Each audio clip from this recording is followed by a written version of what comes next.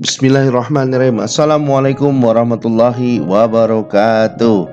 Hai sobat-sobat Gapin dimanapun kalian berada, ketahuilah bahwa sukses hanya milik orang yang mau berusaha. Kali ini kakak akan memulai seri pembahasan kita tentang UTBK SNBT dari pengenalan tentang model-model soal tes UTBK SNBT tahun 2024. Yang keempat, kita bicara tentang analisa kecukupan 1 dan 2. Struktur umum soalnya adalah di situ diberikan pernyataan soal, kemudian ada pertanyaan soalnya, kemudian diberikan option 1 dan 2, di mana nanti kita harus bisa menilai mengenai kecukupan untuk poin 1 dan poin 2. Baru nanti di bagian paling bawahnya ada option jawaban dari A sampai E. Nah, tips dan triknya seperti apa? Mari kita lihat adik-adik sekalian. Tips dan trik yang pertama yang paling penting yang adik-adik harus perhatikan adalah Anda dilarang untuk langsung menggabungkan option 1 dan 2 sebagai langkah awal untuk memperoleh jawaban. Ini yang paling penting. Kenapa? Karena nanti kalau Anda melakukan ini di awal, maka semua option jawaban itu jadi tidak bermanfaat. Sehingga yang tersisa hanya satu. Gitu ya, yang tersisa hanya satu. Nah, langkah kedua adalah fokus pada pertanyaan soalnya. Karena nanti apapun yang kita kerjakan, kita hanya perlu menjawab apa yang ditanyakan oleh soal. Kemudian yang kedua, dengan menggunakan informasi pada option 1 tanpa melihat option 2, itu kita gabungkan dengan informasi pada pernyataan soal. Kita harus bisa menganalisa apakah hal ini sudah cukup untuk menjawab pertanyaan. Jika ya, maka simpulan awalnya adalah option 1 itu cukup untuk menjawab pertanyaan. Ya, jika tidak, maka simpulan awal sebaliknya. Option 1 belum cukup untuk menjawab pertanyaan.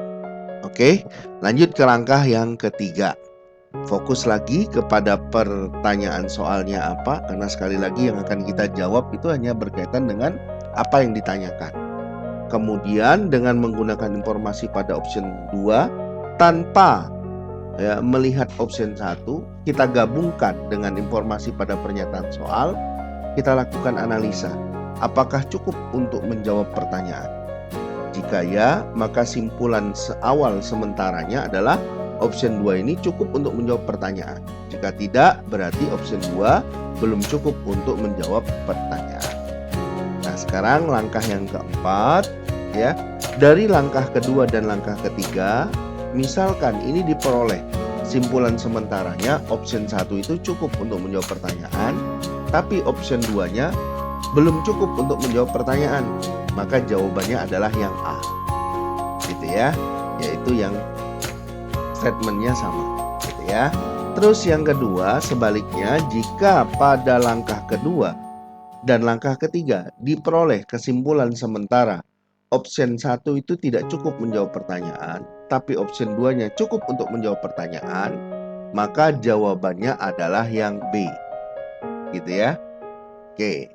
Nah, yang keempat, jika dari langkah kedua dan langkah ketiga, jadi masih sama langkah keempat ya ini ya, masih sama. Pada langkah kedua dan langkah ketiga diperoleh simpulan sementara option 1-nya cukup untuk menjawab pertanyaan, tapi option 2-nya juga cukup untuk menjawab pertanyaan, maka jawabannya adalah D. Nah, tapi kalau pada langkah kedua dan langkah ketiga itu diperoleh simpulan bahwa sementara ya, bahwa option 1 belum cukup untuk menjawab pertanyaan, option 2 juga belum cukup untuk menjawab pertanyaan, maka kita lanjut ke langkah kelima. Apa langkah kelimanya? Baru kita gabungkan ya, option 1 dan option 2 bersama-sama. Nah, bersama dengan pernyataan soal, kita analisa nih, kira-kira ya cukup nggak untuk menjawab pertanyaan. Jika ya, maka kesimpulan akhirnya adalah option 1 dan option 2 keduanya cukup untuk menjawab pertanyaan. Maka ini pilihannya adalah C. Tapi jika ternyata sebaliknya, maka jawabannya adalah yang E. Oke? Yuk. Oke. Terima kasih karena sudah menonton video ini. Jangan lupa like, comment, and subscribe.